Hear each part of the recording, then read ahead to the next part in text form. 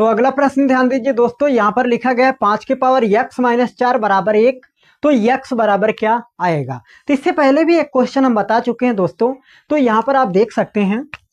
तो दोस्तों यहाँ पर होगा क्या कि 5 के पावर x माइनस 4 वैसे रहा, 5 के पावर x माइनस 4 वैसे रहा दोस्तों। ध्यान दीजिए यहाँ पर एक की जगह पे क्या लिख सकते हैं दोस्तों, एक की जगह पे लिख सकते हैं 5 के पावर 0, क्योंकि किसी भी संख्या के पावर 0 लिखेंगे तो उसका मान 1 होगा, और हम आपको बता चुके हैं कि आवश्यकता अनुसार ही हम लिखेंगे। तो यहाँ पर ध्यान दीजिए आधार समान है, तो जब आधार समान हो तो घाते भी आपस में समान हो जाएंगे।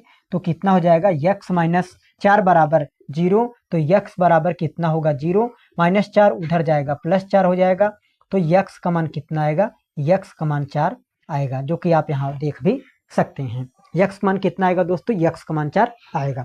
अगला प्रश्न ध्यान दीजिए, पूरा का पूरा वही है दोस्तों, 6 के पावर x माइनस 6 बराबर 1 की जगह पे लिख सकते हैं 6 के पावर 0, ये समान है, समान ही करना है तभी x का मान निकलेगा।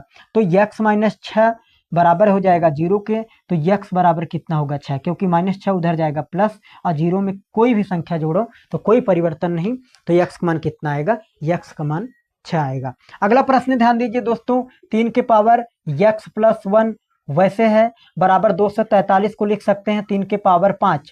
ये सब आप लोग को याद करना होगा, या यहाँ पर काट कर भी लिखना होगा कि यहाँ पर 243 को हम लिख सकते हैं 3 गुणे 3 गुणे 3 गुणे 3 गुणे 3, मतलब यहाँ पर 5 बार है, तो 2 के पावर कितना हो जाएगा, 3 के पावर कितना हो जाएगा 5। आधार समान है तो पावर भी क्या होगा, आपस में बराबर हो जाएगा, पावर भी आपस में बराबर हो जाएगा। तो यहाँ पर x बराबर 5 वैसे रहा, एक प्लस का उधर गया माइनस का दोस्तों, तो x मान कितना आएगा, 5 में 1 घटाएंगे तो x का मान कितना आएगा, x का मान 4 आएगा। तो देख सकते हैं बहुत ही नॉर्मल सा प्रश्न है। अगले प्रश्न पर हम चलते हैं। x प्लस 1 से भाग दीजिए। अगले में कह रहा है एक्स स्क्वायर माइनस 1 को x माइनस 1 से भाग दीजिए। तो इस बात को आप ध्यान दीजिए दोस्तों, एक्स स्क्वायर माइनस 1 को भाग देना है x प्लस 1 से। तो यहाँ पर आप ध्यान दीजिए दोस्तों, जैसे यहाँ पर लिखा हो कि a स्क्वायर और माइनस बी स्क्वायर, तो इसका मान होता है दोस्तों पहले में a प्लस बी और दूसरे में कितना होता है, दूसरे में a माइनस बी। इस बात को आप ध्यान दीजिए दोस्तों, जब फार्मूला हो ए स्क्वायर माइनस बी स्क्वायर का, तो वहां पर पहले कोष्टक में a प्लस बी दूसरे में a माइनस बी, यह कॉन्सेप्ट लगता है। तो यहाँ पर आप ध्यान दीजिए दोस्तों, एक का स्क्वायर हम कर सकते हैं, क्योंकि एक का चाहे क्यूब करें चाहे स्क्वायर करें चाहे कुछ भी करें वही आएगा, उसका मान एक ही आएगा। तो यहाँ पर ध्यान दीजिए ए स्क्वायर माइनस बी स्क्वायर मतलब होगा क्या कि पहले में a प्लस बी मतलब x प्लस 1, अगले में x माइनस 1, यह हम लिख सकते हैं, भाग देना है दोस्तों x प्लस 1 से। तो यहाँ पर ध्यान दीजिए x प्लस 1 से कैंसिल हो जाएगा, तो फाइनली आंसर कितना आएगा, x माइनस 1। यही क्या हो जाएगा दोस्तों, यही हो जाएगा आंसर। तो यहाँ पर ध्यान दीजिए एक का स्क्वायर कर सकते हैं, तो पहले में क्या होगा x प्लस 1, दूसरे में होगा x माइनस 1, भाग देना है किससे, x माइनस 1 से। तो x माइनस 1 कैंसिल दोस्तों, कितना बचेगा x प्लस 1, यही क्या हो जाएगा, आंसर हो जाएगा। तो इस कॉन्सेप्ट को देखते हुए यहाँ पर 2 क्वेश्चन है, इसको भी लगाना है। तो यहाँ पर ध्यान दीजिए क्या होगा दोस्तों कि x स्क्वायर वैसे रहा, 4 को लिख सकते हैं 2 का होल स्क्वायर, आई थिंक समझ में आ गया होगा। भाग देना है किससे दोस्तों, भाग देना है x प्लस 2 से।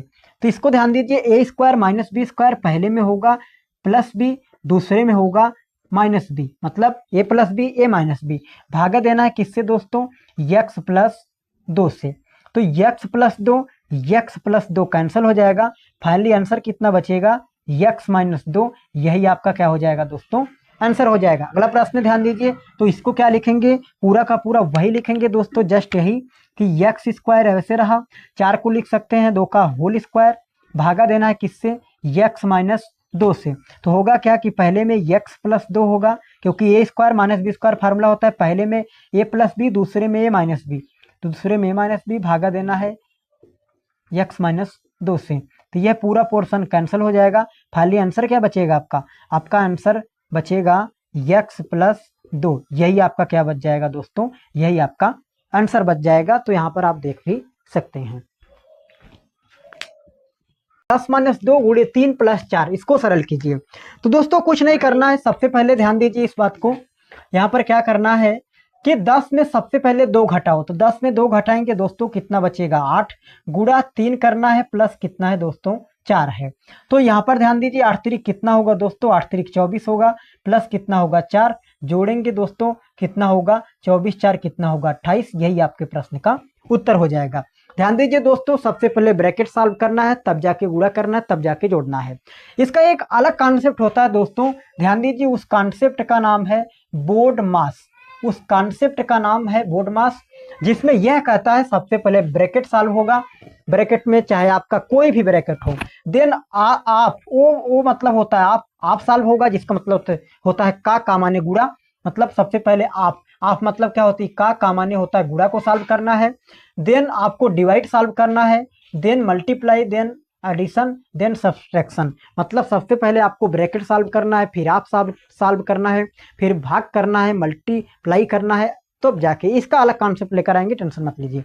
तो यहाँ पर ध्यान दीजिए क्या होगा, यहाँ पर दोस्तों 10 में 2 घटाएंगे तो कितना बचेगा 8, और 8 में 3 का गुणा करेंगे तो कितना आएगा 24 आएगा। आई थिंक समझ में आ गया होगा। ये ध्यान दीजिए दोस्तों, सबसे पहले भाग होगा तो 20 भागे कितना होगा 5 प्लस 3 गुणे 6।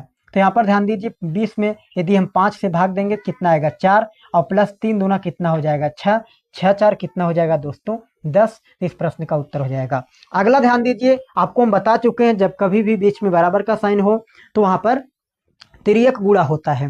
तो यहाँ पर क्या होगा, तिर्यक गुणा होगा तो 4 का 1 में होगा 4 बराबर x² - 5 का होगा तो 1 में वही रहेगा।